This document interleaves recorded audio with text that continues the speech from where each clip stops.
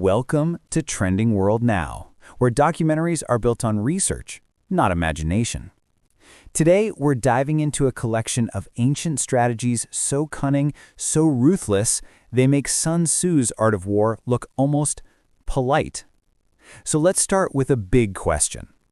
What if the most effective strategies for conflict weren't designed for soldiers on a battlefield, but for spies in the shadows and schemers in the royal court? Well, that's exactly the idea behind a mysterious and brutal collection of ancient Chinese proverbs called the 36 Strategies. To really get what makes this text so unique, you kind of have to understand what it isn't.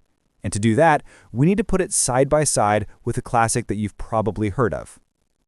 You know, when we think of Chinese military classics, Sun Tzu's Art of War is what comes to mind, right? It's brilliant stuff, all about tactics, leadership, and a certain code of honor. But the 36 strategies, they live in a much, much darker world. This is a playbook for psychological warfare, for espionage, and for pure, unfiltered ruthlessness. Honor? Yeah, that's not really in the vocabulary here. So forget about a formal military manual. This is more like a collection of passed-down wisdom, of proverbs pulled from centuries of Chinese folklore and history. All those concepts we know, like the double cross or the frame job, they're all in here, just dressed up in these ancient, poetic, and often pretty sinister names. And the origins of this thing? They're a total mystery. We have no idea who wrote it. And the version that we have today was basically lost to history until 1941 when it was rediscovered in a beat-up old book at a roadside stall. I mean, think about that. This tells you it's not the doctrine of some famous general. It's more like a living, breathing collection of human cunning passed down in the shadows for centuries. Okay, so let's jump into a real example so you can see just how wickedly clever these strategies can be when they're put into action. Strategy number 10 is called Hide Your Dagger Behind a Smile. The name alone tells you almost everything you need to know, doesn't it? This isn't just about lying.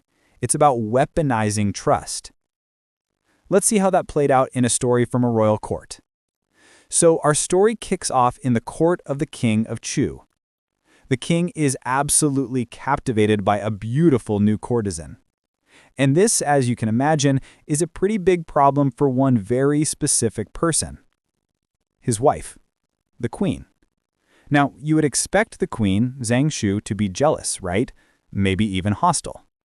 But nope, she did the exact opposite. She treated the new girl like her own sister, giving her expensive gifts, showing her so much kindness. The king was blown away. He thought his wife was so noble, so above all that petty jealousy. But all that kindness, that was just phase one. She was just setting the stage. By showing such generosity, she'd earned the king's complete trust. And now that she had it, she was ready to pull out the hidden dagger. So she pulls the new courtesan aside and, acting like her best friend, she gives her some helpful advice. She tells her the king absolutely adores your beauty, but he doesn't like your nose. So when you're around him, just be sure to cover it. And the girl, thinking the queen is looking out for her, does exactly that. The king, of course, is totally confused. Why is she suddenly covering her nose around him? He goes straight to the queen to ask what's going on, and with a look of fake concern, she delivers the final blow. She says, "I think she covers her nose because she doesn't like the way Your Majesty smells." In an instant, the king's love turned to pure rage. He ordered that the girl be brutally punished. And just like that, the queen got rid of her rival, and her hands looked completely clean. These strategies aren't always about such elaborate deception, though. Sometimes the goal is to attack the mind directly, to poke and prod at your opponent to see how they react. This one is all about forcing a hidden enemy to show their hand. You don't know where they are, you don't know what they're up to, so you do something to stir the pot. You beat the grass just to see what snakes come slithering into the open. And what's so cool about this is how it can be used way outside the battlefield. For instance, there's this great story about a clever magistrate who was trying to find a thief among a group of suspects. He gathers them all together and tells them he has a magical bell.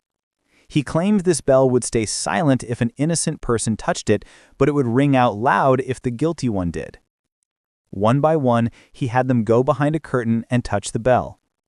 But here's the genius move. The bell was secretly covered in wet ink. The innocent men, having nothing to fear, touched it and came out with inky hands. The real thief? He was too scared to touch it, so he just pretended. He walked out with perfectly clean hands and in doing so basically signed his own confession. You start to see a theme running through a lot of these strategies. Avoid a head-on fight whenever you can. I mean, why would you attack your opponent's greatest strength when you can just hit them where they're weak and unguarded? A perfect example of this is strategy number 2. Okay, so imagine this. Your ally, the state of Zhao, is getting crushed by a really powerful army from the state of Wei. A direct fight would be suicide. They're just too strong. So what do? You don't attack the army at all. Instead, you march your forces straight for their capital city, which they've left totally undefended. Now, their powerful army has no choice but to drop the siege and race back home to save their own city. The pressure on your ally is gone, and you've turned the whole situation around without a single major battle. So we've looked at deception, psychological tricks, and indirect attacks, but this brings us to the final and maybe the most surprising strategy in the whole collection. This brings us to strategy 36. And what's amazing is that the very first historical text that ever mentions these strategies singles out this one as the best of them all. And what is this ultimate strategy? It's simple. If all else fails, run away. But wait a second. In a book packed with ruthless tactics for winning, the ultimate advice is to retreat? It's not about being a coward, it's the opposite. It's about having the supreme intelligence to know when you're in a losing fight. It's about conserving your strength, resetting the rules, and living to fight another day on your own terms. So why does any of this matter today? Because these aren't just ancient war stories. They reveal these timeless, fundamental patterns of human nature and power dynamics. They're like blueprints that show how people behave when stakes are high.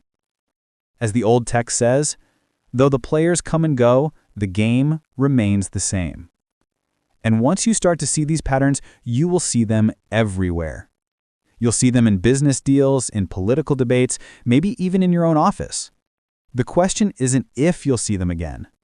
The real question is, now that you know what you're looking for, where are you going to see them next?